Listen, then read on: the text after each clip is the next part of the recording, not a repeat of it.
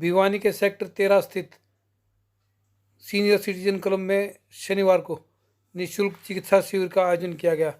इस शिविर में डॉक्टर रणवीर पंघाल, डॉक्टर आयुषी पंघाल और डॉक्टर अर्नव पंघाल ने रोगियों की जांच की। इस अवसर पर निःशुल्क दवाओं का वितरण भी किया गया।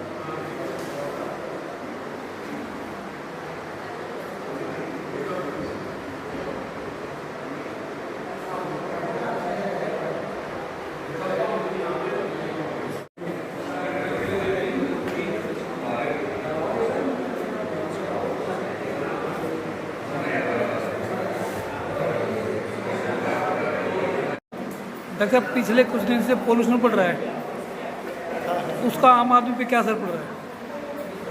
जिस हिसाब से स्मोक है, पोल्यूशन है, इसमें रेस्पिरेटरी जो डिजीज़ है, जो सांस के संबंधित जितनी भी बीमारी हो एग्जैगरेट हो रही है बहुत ज़्यादा। नए मरीज़ भी आ रहे हैं, जो पुराने मरीज़ आ रहे हैं, पुराने पेशेंट्स हैं, उनमें ये और ज़्यादा घातक होती जा रही है। ये एक बड़ा चिंता का विषय है और इसमें सरकार को, समाज को ये बड़े लेवल पर काम करना पड़ेगा। अच्छा, पोल्यूशन के अलावा अगर देखें तो अस्थमा के पेशेंट तो बढ़ ही रहे हैं, लेकिन आँखों में जलन, सांस के साथ भी दिक्कत आती है। बेसिकली ये जिसको हम धुंध समझ रहे हैं ना, ये स्मोक है, केमिकल्स है। इससे आँखों में जलन होती है, जी घबराता है, सांस की दिक्कत ज़्यादा हो जाती है, गले में खराश होती है, खांसी आती है।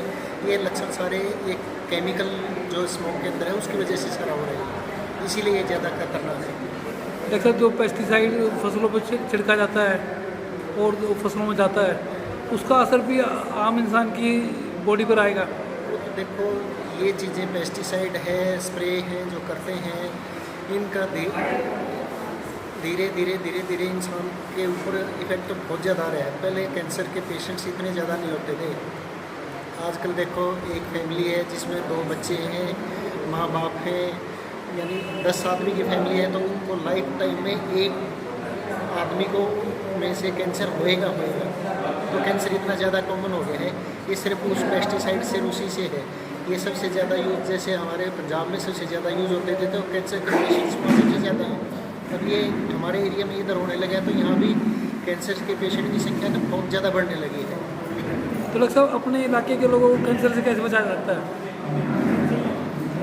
देखो, एक आम आदमी जो एक जनरल पोल्यूशन है, चाहे वो हवा का पोल्यूशन हो, चाहे वो पानी सप्लाई में पोल्यूशन हो, उसमें तो सरकार और एक सिस्टम ही काम कर सकता है। जो खुद इंसान इंडिविजुअल तौर पर कर सकते हैं, वो अपनी साफ़ सफाई थोड़ा ठीक से रख सकते हैं, खाने पीने में बाज़ार की फास्ट फूड ये चीज़ें अवॉइड कर सकते हैं, जिससे उनकी सेहत ठीक रहेगी। मतलब अभी कोई कॉमन ऐसा नहीं है, वो शुरू से भी चलते ही आ रहा है। पोवर्टी, माल न्यूट्रिशन की वजह से काफ़ी कॉमन है। मेरे फील्ड में काफ़ी सारे प्रेग्नेंट फीमेल्स आती हैं जो लो सोशो इकोनॉमिक स्टेटस से होती हैं, या अवेयरनेस नहीं होता उनमें न्यूट्रिएंट्स का। ऑल्दो गवर्नमेंट की साइड से सप्लाईज वगैरह रहते हैं, तो भी हर कोई नहीं मतलब अवेयर है उस चीज़ को लेकर के।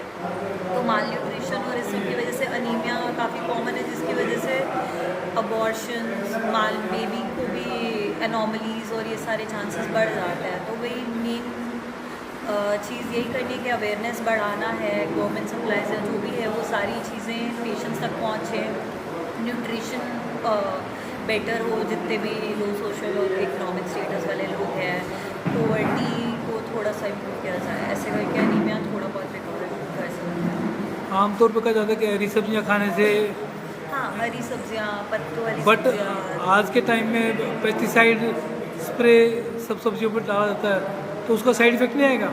हाँ, उसके साइड इफ़ेक्ट्स आएंगे। अच्छे से जो भी सब्ज़ी वगैरह लेते हैं अच्छे से धो करके यूज़ करने की रहेगी, और जितना ज़्यादा मतलब अगर ये ऑर्गेनिक खुद की साइड से मतलब ध्यान रखना पड़ेगा इन चीज़ों का।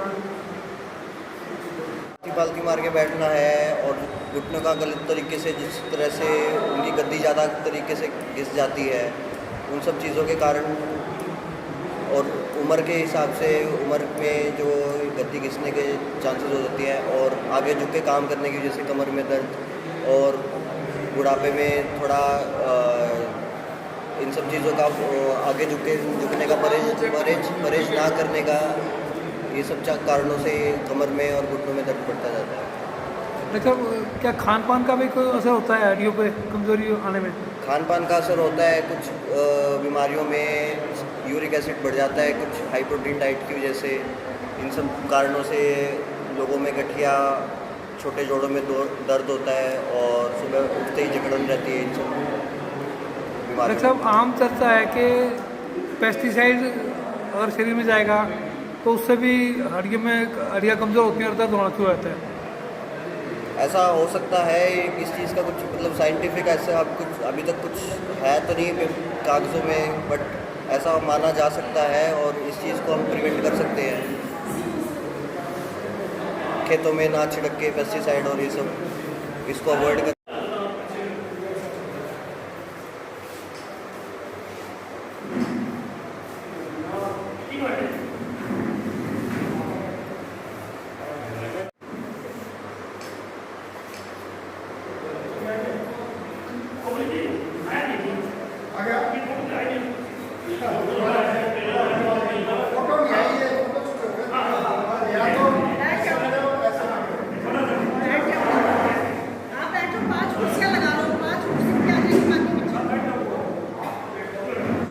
आज जो कैंप लगाया गया इसका उद्देश्य क्या था? उद्देश्य जो क्या वरिष्ठ नागरिकों के लिए लगाया गया है, जिनको ये समझाया भी गया है, साथ साथ भी हेल्थ के प्रति अवेयरनेस, आजकल जो बुजुर्ग लोगों में जो कमियां देखी गई हैं उसको बढ़ावा देने के लिए अच्छी डाइट अच्छे उसके लिए बताया गया है। उसके साथ साथ उनका